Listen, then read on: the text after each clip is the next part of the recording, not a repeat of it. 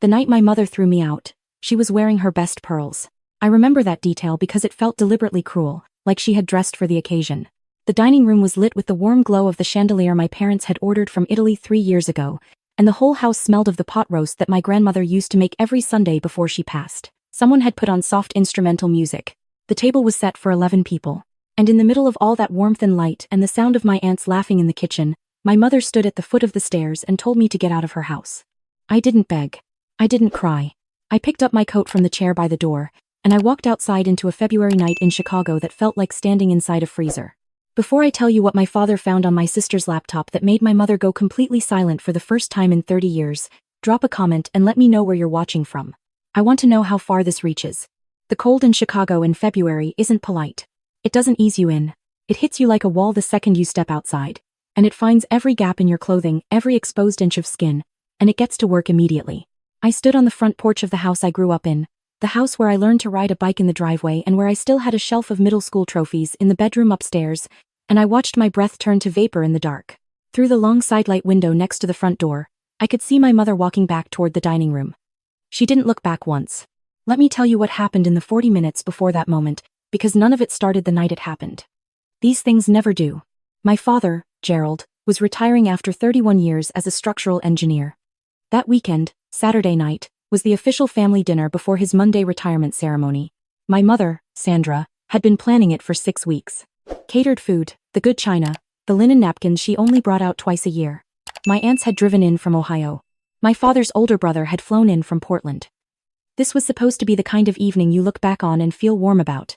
I had driven in from my apartment in Wicker Park that afternoon. I was 28 years old, working as a junior financial analyst at a mid-sized firm downtown, and I was, by every visible measure, the less interesting of the two daughters. My sister, Natalie, was 24. She was the one who had my mother's cheekbones and the kind of easy confidence that made strangers assume she was important. She had dropped out of her graduate program the previous spring without finishing.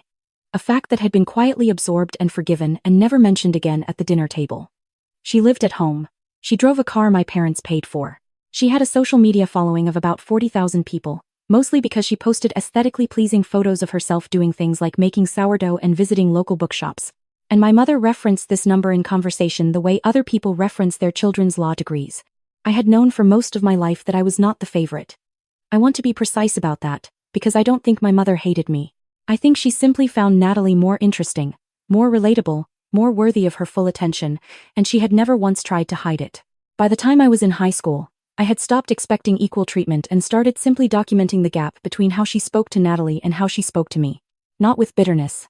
Just with a kind of quiet clinical accuracy that I think came from spending so much time around my father, who was the most fair-minded person I had ever known. I arrived that afternoon and helped set the table. I sliced the bread. I refilled the ice bucket. I was pleasant to everyone and asked my uncle about his flight and told my aunt that her hair looked wonderful. I was doing what I had always done in that house, which was making myself as low maintenance as possible so that nothing would start. Natalie came downstairs 20 minutes before the guests sat down. She was wearing a green silk dress and she looked, genuinely, beautiful. She kissed my mother on the cheek and my mother lit up the way she always did.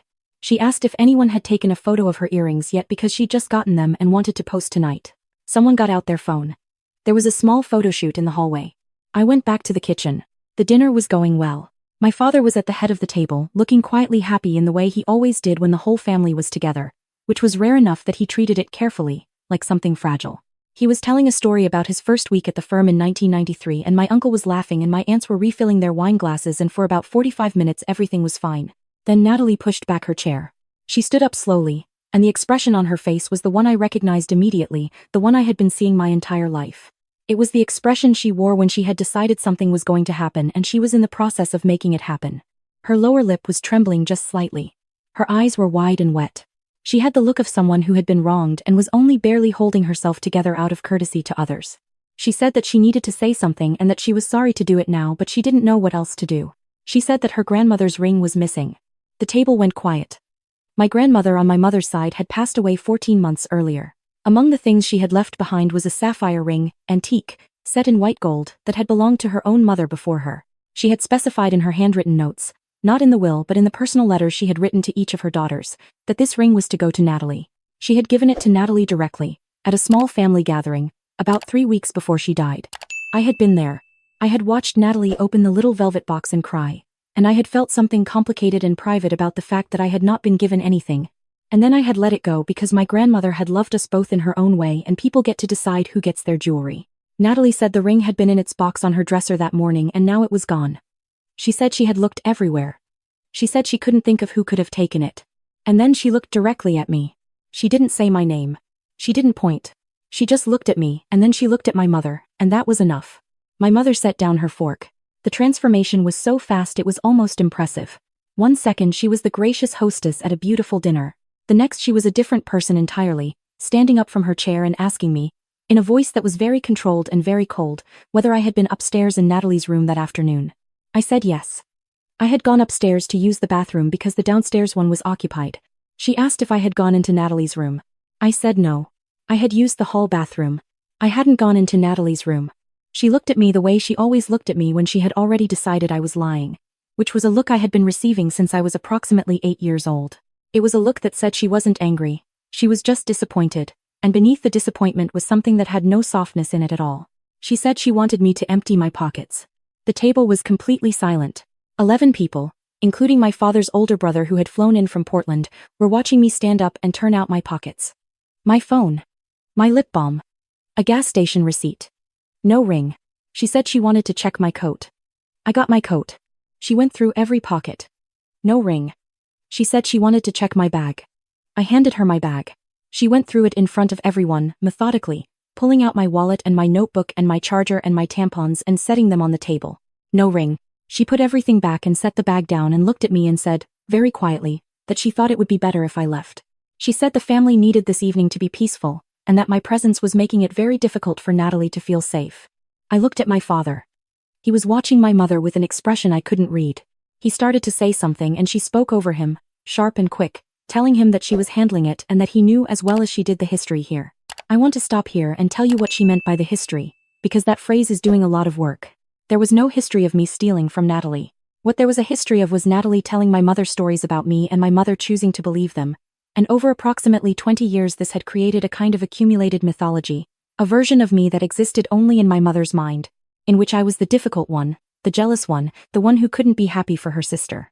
Anytime something went wrong in Natalie's life that was inconvenient or embarrassing, the version of events that reached my mother had a way of folding me into it. I had learned this pattern young. I had tried to fight it when I was a teenager and discovered that fighting it only made things worse. By the time I was in my mid-20s I had simply stopped engaging. I came to family events. I was pleasant, I kept my distance, and so when my mother said the history here, what she meant was the mythology, the one she had spent decades constructing, and I understood, standing there in front of 11 people, that there was nothing I could say that would not simply become more material. I said okay. I picked up my bag. I put on my coat. I said goodnight to my uncle from Portland because it wasn't his fault. He looked uncomfortable and sad. I walked to the front door and I left. I stood on the porch in the February cold and I took out my phone and I called my father. It went to voicemail. I called again. Voicemail. I texted, Dad, I'm outside. I didn't take the ring. I stood there for a while and looked at the street. A car went by. The neighborhood was quiet. Through the window I could see people beginning to move again, could see someone refilling a wine glass, could see the warm amber light of the chandelier and the white of the linen napkins and the particular way my mother tilted her head when she was receiving sympathy. 22 minutes later, my father's car pulled into the driveway. He had been excused himself from the table. I found out later and gone upstairs. What I saw was just the headlights, which confused me for a moment because I hadn't realized he'd left. He had driven around the block. He parked and got out and walked toward me, and without saying anything he wrapped his arms around me in the driveway. And he held on for a moment, and then he said, "Come inside." I said Mom asked me to leave. He said, "I know. Come inside." His voice was the same as it always was. Quiet. Level. The kind of voice that never went up and never went down and that I had come to understand over the years meant something specific. That meant he had decided something and it was already done in his mind, and he was simply in the process of executing it. When I was younger that quality in his voice had sometimes frightened me. That night, it was the most reassuring sound I had ever heard in my life. He opened the front door and walked in and I followed him. The dining room went quiet again, different from before. Before it had been the silence of discomfort. This was the silence of something changing. My father didn't sit down. He stood at the entrance to the dining room and looked at my mother and said he needed everyone's attention for a moment. My mother started to say something about the dinner getting cold. He said, "Sandra, please. She stopped. He said he had spent the last 20 minutes upstairs. He said he wanted to show everyone something. He had his laptop under his arm, the one he usually kept in his home office, and he crossed the room and set it on the sideboard next to the television, the 65-inch screen. My mother used to run a slideshow of family photos at Christmas. He connected them with an HDMI cable that he had brought from the office. He had planned this. He had gone upstairs and planned exactly what he was going to do. My mother said his name. Firm. Warning. He opened the laptop. He said they had installed a home security system 14 months ago. After my grandmother had passed and my mother had expressed anxiety about being alone in the house sometimes when he was traveling for work. The system included 4 exterior cameras and 2 interior motion sensors and, he said quietly, 1 camera in the upstairs hallway. Natalie said something about privacy. My father said the camera was disclosed in the terms of service that had been emailed to the account, the joint account, when the system was installed. He opened the security app. He connected it to the television. The dining room was so quiet that I could hear the ice settling in the water glasses. The screen showed a timestamp from earlier that evening. 4:47 p.m. The upstairs hallway, in the flat gray-blue of security camera footage. The angle showed the bathroom door and Natalie's bedroom door and the top of the stairs. At 4:47 p.m. and 33 seconds, I appeared in the frame. I walked to the bathroom door, opened it, went inside, closed it behind me. At 4:48 p.m. and 12 seconds, I came out, walked back toward the stairs, and went down. I was in that hallway for exactly 61 seconds. I did not approach Natalie's bedroom door. At 5:22 p.m., Natalie appeared in the frame. She went into her own bedroom. She came out 40 seconds later. She did not appear to be carrying anything. At 5:24 p.m., she went back downstairs. At 5:31 p.m., she appeared again in the hallway. She went into her room. She came out after 19 seconds. This time she was holding something small in her right hand. She walked to the linen closet at the end of the hall, the one stacked with extra towels and the spare bathroom supplies. She opened it. She reached up to the top shelf. She put whatever she was holding behind the extra pillowcases that lived in a stack at the back. She closed the linen closet. She went downstairs. At 6:03 p.m., the footage showed my father's figure walking quickly up the stairs, going to the linen closet, and coming back down with something in his hand. He reached into his shirt pocket and set the velvet ring box on the dining room table. The silence that landed in that room was the kind you feel in your chest. My mother stared at the box. She didn't move. Across the table, Natalie's face was doing something complicated, cycling through several things quickly before it landed on something that looked like it was trying to find its way back to innocence. She said she didn't understand. She said maybe she had moved the ring herself and forgotten. She said she was so stressed lately and her memory had been terrible. She said she thought maybe she had sleepwalked and didn't remember. My father let her talk. He did not interrupt her. He waited until she ran out of words, and then he said, "That's not the part that bothers me most." He went back to the laptop. He said that while he was upstairs, before he found the ring, he had checked one other thing. He had checked Natalie's email, using the family account password that she had set up on the family computer 3 years ago and never changed. He was not proud of it, but he had done it. My mother started to say something about privacy again. He said, "Sandra, please, one more time," in the same quiet level voice, and she stopped again. He opened an email thread on the laptop and sent it to the television screen. It was from a company called Meridian Strategy Group, a boutique financial consulting firm in downtown Chicago. I recognized the name before I could even process what I was looking at. I had applied there 7 months ago. The position was senior analyst, a significant step up from where I was, more money and better work and the kind of portfolio that would have changed the direction of my career. I had made it through 3 rounds of interviews. I had not heard back and had eventually concluded, with quiet disappointment, that they had gone another direction. The email on the screen was addressed to me. It was a job offer. Full package, signing bonus, start date, everything.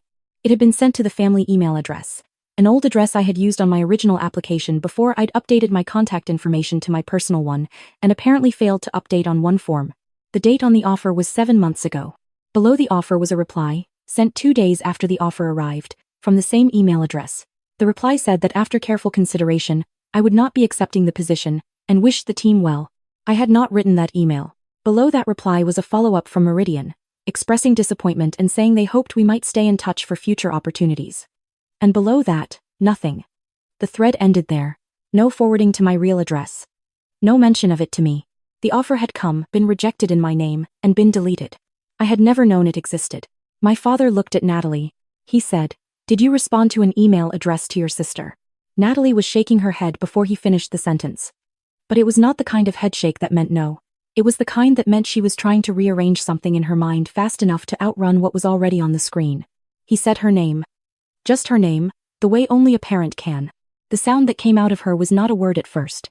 It was something that collapsed in the middle, and then reorganized itself into something that sounded like it was meant to be an explanation. She said she had seen the email and she knew I was happy where I was. She said she thought I wouldn't want to leave my friends at my current firm. She said she thought a job like that would be too much pressure for me. She said she was trying to protect me. She said she was trying to protect me. I had spent my entire life watching that face perform things. I knew every version of it. The sincere version, and the performing sincerity version. The hurt version and the performing hurt version. What I was seeing now, finally, after 28 years, was none of those. What I was seeing was just her, small and cornered and out of moves. I stepped forward. I had not said a word since I had come back inside. I said her name once, calmly. I said, "You didn't want to protect me. You didn't want me to leave. Because if I leave, and I do well, and I build something real, it gets harder and harder to be the most interesting person in every room you walk into. You need me to be smaller. You have always needed me to be smaller. And Mom has always helped you make that happen." Natalie started to cry. Real tears this time. Not the managed, deployable kind. The ugly kind, the red-faced kind, the kind she would not have chosen to let anyone see. My mother had not moved from her chair. She was looking at the television screen, at the job offer email, still visible on the 65-inch display, with an expression I had never seen on her face before. It wasn't guilt exactly. Guilt requires a moment of surprise, a collision between what you did and who you thought you were. What I was watching was something slower and less dramatic. It was the expression of someone watching a structure they had built very carefully over a very long time quietly come apart, beam by beam. My uncle from Portland cleared his throat. He said, very gently, that perhaps the guests might give the family some privacy. My aunts were already gathering their things. The table, which had looked so elegant an hour ago, looked now like a stage set after the show has ended, everything in its place but the life gone out of it. My father waited until everyone had moved to the living room. Then he turned to my mother. He didn't raise his voice. He had not raised his voice once all evening. He said he had two things to say. He said the first thing was that he was going to contact Meridian Strategy Group on Monday morning and explain that there had been an error in the response to their offer, and that he expected her to have no objection to that. My mother said nothing. He said the second thing was that he wanted her to understand that he had watched her manage the narrative of this family for 30 years. He had let things go that he should not have let go. He had told himself she loved both her daughters, and that her favoritism was unconscious, and that families were complicated, and that his job was to be steady and fair and trust that things would balance out. He said he had been wrong about that. He said he understood now that his steadiness had simply given her room to operate. He picked up his phone from the table. He called a family attorney.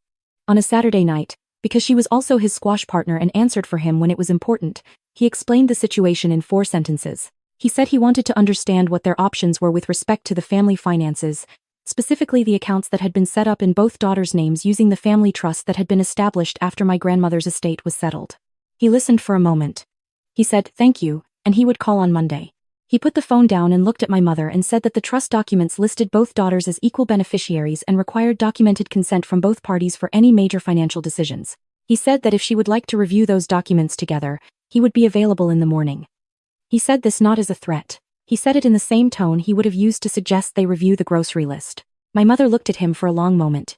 Then she looked at Natalie, who was still sitting at the table, very still, her silk dress catching the chandelier light. For the first time all evening, she did not step in front of Natalie.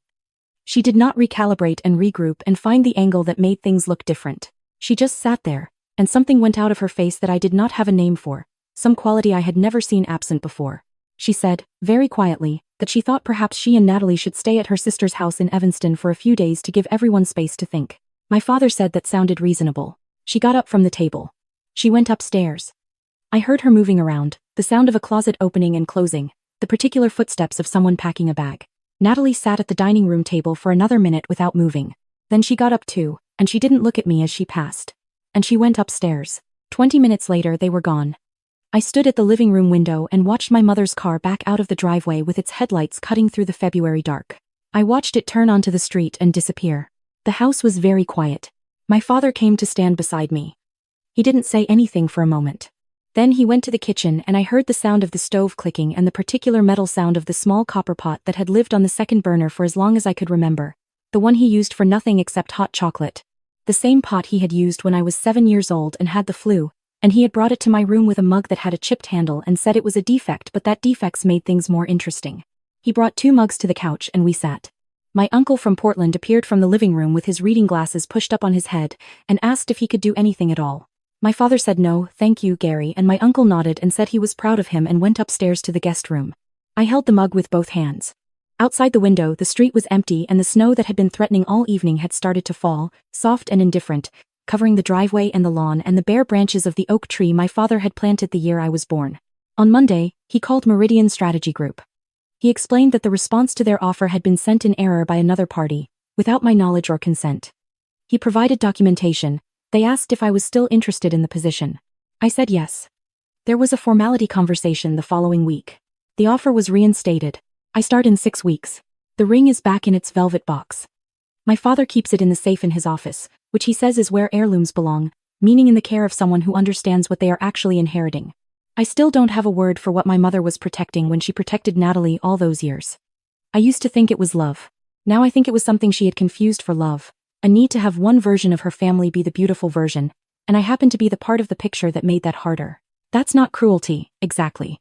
But it's not love either. It's something in between that does damage just the same. My father told me something the night after they left. He said the thing about a foundation is that you don't notice the bad engineering right away. It looks solid from the outside for years. What reveals it is pressure, time, and someone finally deciding to read the original documents. He said he should have read the documents sooner. I told him the cocoa was good. He said the secret was a small amount of cayenne, which he had been putting in it since 1997 and which my mother had never once noticed or asked about. I thought about that for a while. About all the things that live in plain sight for decades without being seen. Then I said thank you, and he said for what, and I said I wasn't sure exactly, and he nodded like that was the right answer. Some people spend their whole lives waiting for the wrong person to finally see them. The gift my father gave me that night was simpler and rarer than that. He showed me that the right person had been paying attention all along. That has to be enough. And it is.